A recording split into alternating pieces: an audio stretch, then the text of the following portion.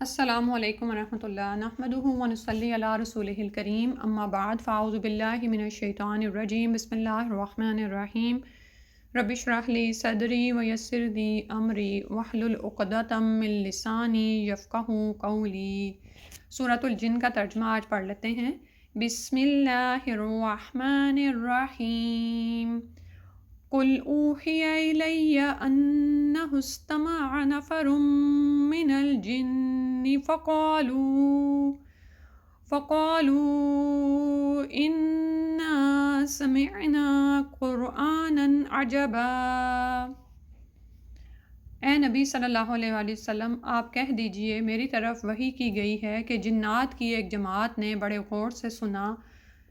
یعنی اس قرآن کو، تو انہوں نے جا کر دوسرے جنات سے کہا کہ ہم نے سنا ہے ایک بہت ہی دل کو لبھانے والا قرآن جو راہ راست کی طرف رہنمائی کرتا ہے، تو ہم اس پر ایمان لے آئے، اور اب ہم کبھی بھی اپنے رب کے ساتھ کسی کو شریک نہیں ٹھہرائیں گے۔ اور یہ کہ ہمارے رب کی شان بہت بلند ہے، اس نے اپنے لیے نہ کوئی بیوی بنائی ہے اور نہ کوئی اولاد، اور یقیناً ہمارا بے وقوف یعنی جو سردار ہے وہ اللہ کے بارے میں خلاف حقیقت باتیں کہتا رہا ہے۔ اور یہ کہ ہم تو اس گمان میں رہے کہ جن اور انسان اللہ پر ہرگز کوئی جھوٹ نہیں باندھیں گے، اور یہ کہ انسانوں میں سے کچھ مرد جنات میں سے کچھ مردوں کی پناہ پکڑتے تھے، تو انہوں نے ان جنات کی سرکشی میں مزید اضافہ کیا، اور یہ کہ انہوں نے بھی ایسا ہی سمجھا جیسا کہ تم نے سمجھا ہوا ہے کہ اللہ کسی کو ہرگز نہیں اٹھائے گا۔ اور یہ کہ ہم نے ٹٹولا آسمان کو تو ہم نے دیکھا کہ وہ سخت پہروں اور انگاروں سے بھرا ہوا ہے،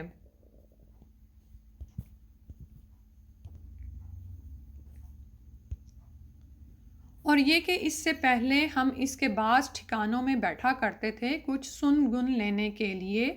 لیکن اب اگر کسی نے کچھ سننے کی کوشش کی تو وہ پائے گا اپنے واسطے ایک انگارہ گھات میں لگا ہوا۔ اور یہ کہ ہم نہیں جانتے کہ زمین والوں کے لیے کسی شر کا ارادہ کیا جا رہا ہے یا ان کے لیے ان کے رب نے کسی بھلائی کا ارادہ کیا ہے، اور یہ کہ ہم میں نیک لوگ بھی ہیں اور کچھ اس سے مختلف قسم کے بھی ہیں، ہم مختلف راستوں پر پھٹے ہوئے تھے، اور یہ کہ ہمیں یقین ہو گیا تھا کہ ہم زمین میں اللہ کو عاجز نہیں کر سکتے اور نہ بھاگ کر اسے ہرا سکتے ہیں، اور یہ کہ ہم نے جو ہی اس ہدایت یعنی الہدا کو سنا ہم اس پر ایمان لے آئے، تو جو کوئی بھی ایمان لائے گا اپنے رب پر، اسے نہ تو کسی نقصان کا خوف ہوگا اور نہ زیادتی کا، اور یہ کہ ہم میں فرما بردار بھی ہیں اور بے انصافی کرنے والے بھی۔ تو جن لوگوں نے اطاعت قبول کر لی تو انہوں نے ڈھونڈ نکالی نیکی کی راہ،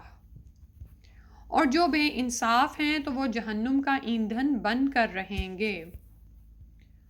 اور اے نبی صلی اللہ علیہ وآلہ وسلم، آپ کہیے کہ مجھ پر یہ وحی بھی کی گئی ہے کہ اگر یہ لوگ درست طریقے پر چلتے رہتے تو ہم انہیں خوب سیراب کرتے، تاکہ ہم اس فراوانی میں ان کی آزمائش کریں، اور جو کوئی بھی اعراض کرے گا اپنے رب کے ذکر سے تو وہ ڈال دے گا اس کو چڑھتے عذاب میں، اور یہ کہ مسجدیں اللہ ہی کے لیے ہیں، تو تم اللہ کے ساتھ کسی اور کو مت پکارو، اور یہ کہ جب اللہ کا بندہ اس کو پکارنے کے لیے کھڑا ہوتا ہے تو معلوم ہوتا ہے کہ لوگ اس پر ہجوم کر کے آ جائیں گے۔ فرما دیں اے نبی صلی اللہ علیہ وآلہ وسلم، آپ کہہ دیجئے کہ میں تو اپنے رب ہی کو پکارتا ہوں اور اس کے ساتھ کسی کو شریک نہیں کرتا۔ آپ صلی اللہ علیہ وآلہ وسلم کہہ دیجئے کہ مجھے کوئی اختیار نہیں تمہارے لیے کسی نقصان کا اور نہ راہ پر لانے کا۔ آپ صلی اللہ علیہ وآلہ وسلم کہہ دیجئے کہ مجھے اللہ کی پکڑ سے کوئی پناہ نہیں دے سکتا اور نہ ہی میں اس کے علاوہ سر چھپانے کی کوئی جگہ پاؤں گا۔ بس میرا فرض اللہ کی طرف سے تبلیغ اور اس کے پیغامات کا پہنچا دینا ہے، اور جو کوئی بھی اللہ اور اس کے رسول صلی اللہ علیہ وآلہ وسلم کی نافرمانی کرے گا تو اس کے لیے جہنم کی آگ ہے جس میں وہ ہمیشہ ہمیش رہے گا، یہاں تک کہ جب وہ دیکھیں گے وہ چیز جس کی انہیں دھمکی دی جا رہی ہے، اس وقت انہیں معلوم ہو جائے گا کہ کون کمزور ہے مددگاروں کے اعتبار سے اور کون اقلیت میں ہے تعداد کے لحاظ سے۔ آپ صلی اللہ علیہ وآلہ وسلم یہ بھی کہہ دیجئے کہ مجھے معلوم نہیں کہ جس چیز کا تم سے وعدہ کیا جا رہا ہے وہ قریب آ چکی ہے یا میرا رب اس کی مدت اور لمبی کر دے گا۔ وہی ہے غیب کا جاننے والا، پس وہ اپنے غیب پر کسی کو مطلع نہیں کرتا سوائے اس کے جس کو اس نے پسند فرما لیا ہو اپنے رسولوں میں سے، تو اس کے آگے اور پیچھے وہ محافظ لگا دیتا ہے تاکہ وہ دیکھ لے کہ انہوں نے واقعتاً اپنے رب کے پیغامات پہنچا دیے ہیں اور وہ احاطہ کیے ہوئے ہے اس سب کچھ کا جو ان کے پاس ہے، اور اس نے ہر چیز کا حساب کتاب رکھا ہوا ہے گنتی کے ساتھ۔